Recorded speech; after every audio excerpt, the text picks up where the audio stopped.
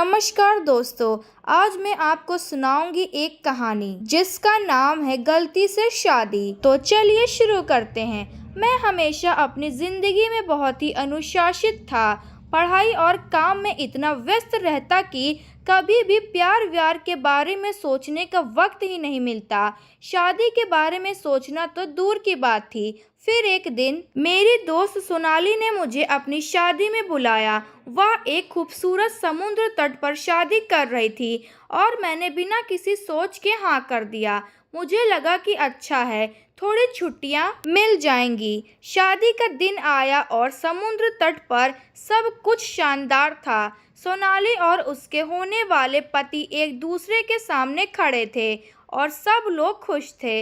लेकिन फिर एक ऐसा वाक्य हुआ जो मेरी जिंदगी बदल कर रख देगा। शादी में खूब धूमधाम थी। हर जगह फूल ही फूल थे और संगीत की धुन पर सब झूम रहे थे। मैं सोनाली के पास गया और उससे बधाई देने के बाद चुपचाप अपनी जगह पर बैठने लगा। लेकिन अचानक मेरी नज़र एक महिला पर पड़ी जो थोड़ी घबराई हुई दिख रही थी। उसकी आंखों में कुछ चिंता थी। मैंने सोचा शायद वह भी शादी के तनाव में हो। तभी वह महिला मेरे पास आई और बोली, आप हमारी शादी में आए थे ना?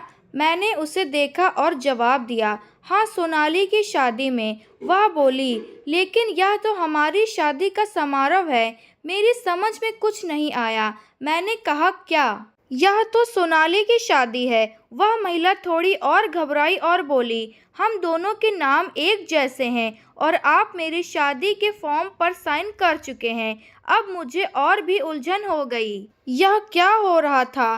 कैसे हुआ ये सब? फिर हमें पता चला कि शादी के रजिस्ट्री के फॉर्म्स में एक गलती हो गई थी। हमारी नाम की स्पेलिंग एक जैसी थी और फॉर्म्स में कुछ गड़बड़ी के कारण हम दोनों की शादी की रजिस्ट्रेशन एक जैसे नामों के साथ हो गई थी। यह सच में एक बड़ी गलती थी, लेकिन इसने मेरी और नंदिता वह महिला की जिंदगी बदल दी। नंदिता एक बेहद आत्मनिर्भर और समझदार महिला थी। शुरुआत में तो हम दोनों ये सोचते रहे कि इस गलती को कैसे सही किया जाए, लेकिन फिर एक अजीब सी बात हुई। हम दोनों एक दूसरे से बात करने लगे और धीरे धीरे एक दूसरे को समझने लगे। यह इतना आसान नहीं था क्योंकि हम दोनों अपने अपने जीवन में काफ़ी व्यस्त थे, लेकिन फिर भी हम एक दूसरे के बारे में जानने के लिए समय निकालने लगे। हम दोनों की बातों में एक गहरा संबंध बनने लगा। हमारे बीच के विचारों की समानता और छोटी छोटी बातें हमें और करीब लाने लगी। जो शुरुआत में केवल एक गलती की वजह से हुआ था, अब वह एक अच्छी दोस्ती और समझ का रूप ले चुका था। कुछ महीनों बाद हमने मिलकर एक छोटी सी शादी की क्योंकि हम दोनों एक दूसरे के साथ समय बिताना चाहते थे। यह हमारी गलती से हुई शादी का सही मायने में मतलब था।